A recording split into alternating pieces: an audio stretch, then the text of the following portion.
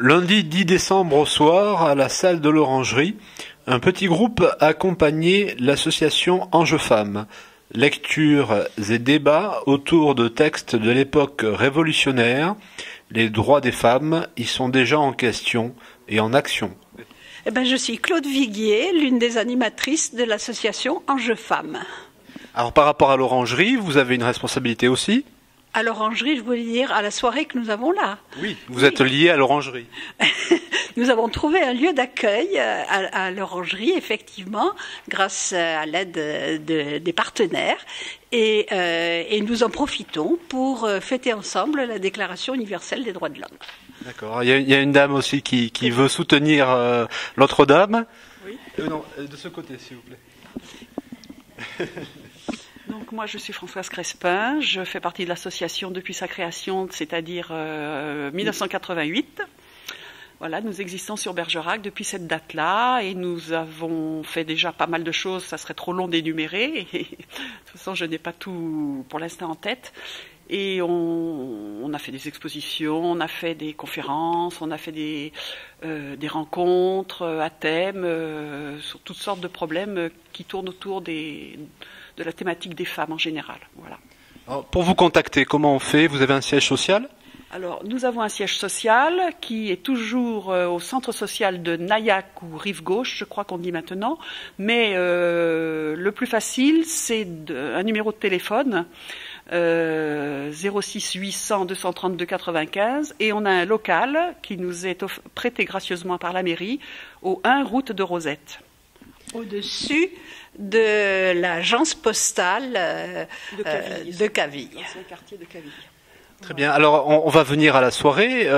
Disons que votre cursus et puis vos convictions vous font faire venir des femmes au siège social. Comment ça se passe ? On organise des réunions mensuelles dont le thème est choisi en général par l'une ou l'autre, ou en fonction de l'actualité. Et on reçoit aussi sur rendez-vous certaines personnes qui souhaitent nous rencontrer, puisqu'on est un groupe d'accueil, d'accompagnement de femmes qui sont en recherche, soit qui ont eu un passé ou subi des événements un peu difficiles, et qui cherchent un groupe d'accueil pour soit en parler, soit un peu sortir de leurs problèmes. Alors, quand on rentre dans un système associatif, notamment avec des difficultés, mais même si on n'a pas des difficultés, c'est toujours un premier pas à franchir, et des fois une longanimité d'action qui, des fois, peine dans le temps. Ça, vous voulez dire par rapport aux personnes que l'on reçoit ?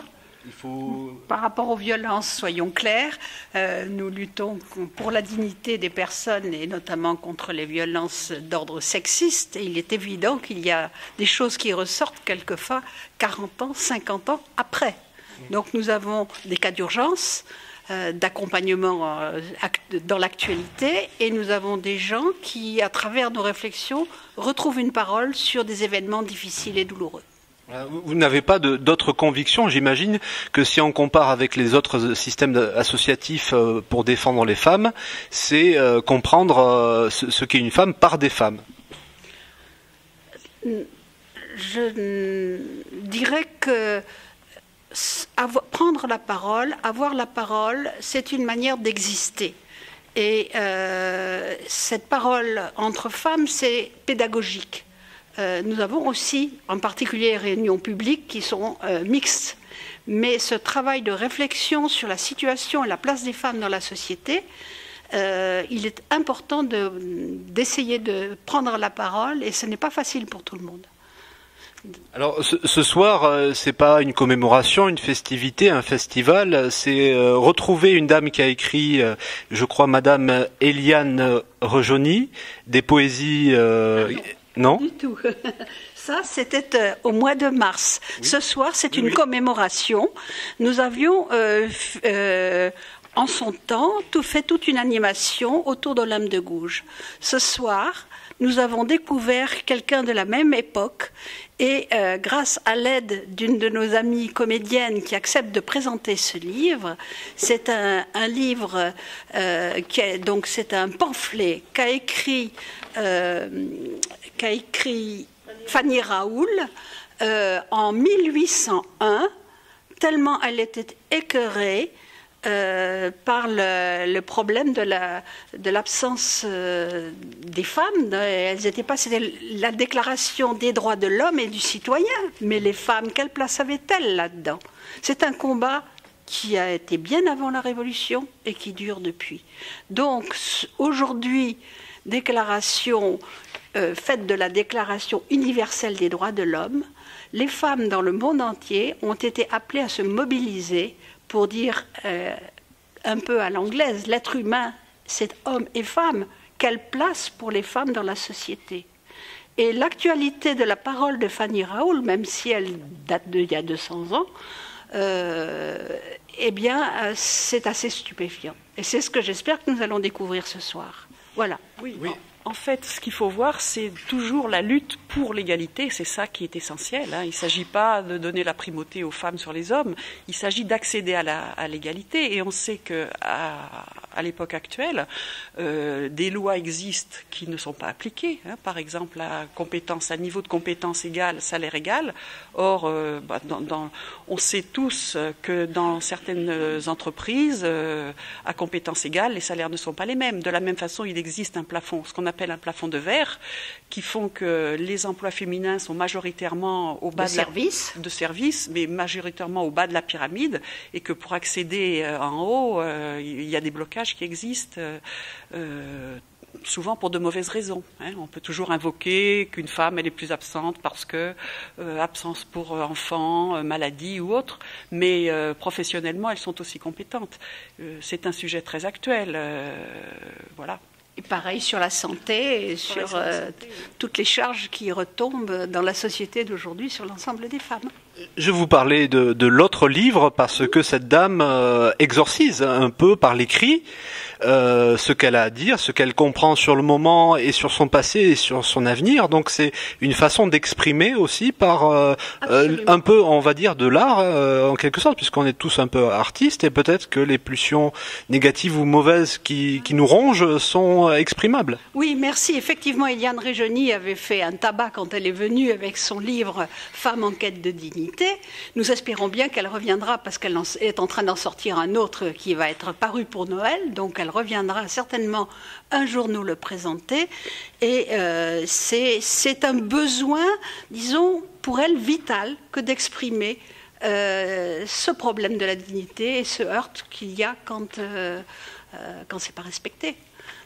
Voilà ce que je peux dire. Et j'en profite pour dire aussi que si nous avons cette soirée du 10 décembre, c'est parce qu'avec le collectif bergeracois, le collectif citoyen du Bergeracois, nous sommes en train de préparer quelque chose pour célébrer la journée internationale pour les droits des femmes. Et nous nous attaquons au problème de la pauvreté. La pauvreté des femmes, mais ce n'est pas que des femmes, vous le savez bien.